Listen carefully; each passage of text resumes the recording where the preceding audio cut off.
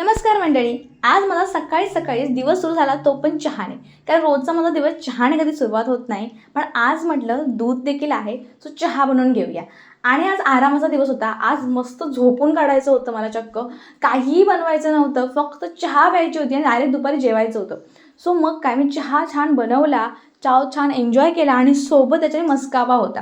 आणि घरामध्ये थोडंसं केक जो असतो ना, तो देखील होता. 10 काय समथिंग 20 रुपयाचा हा केक असतो. सो तो होता. मस्त तो खाल्ला आणि दुपारशिवाय भूक काही लागत नाही. मस्त झोपून दिलं दिवसभर. त्याच्यानंतर माझं पार्सल आलं संध्याकाळी. सो म्हटलं तुमच्यासोबत ते शेअर करावं. मी हा बेसिकली मिशोवरून एक ब्लाऊज मागवला होता, जो रेड कलरचा होता. माझ्या रेड कलरची साडी होती.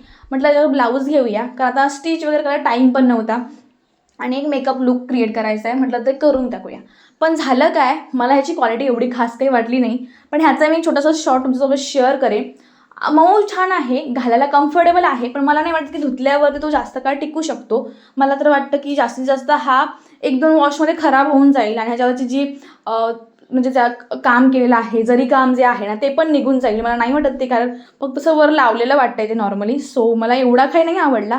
तुम्हाला आवडला तर नक्की लिंक सांगा, मी लिंक पाठवेन.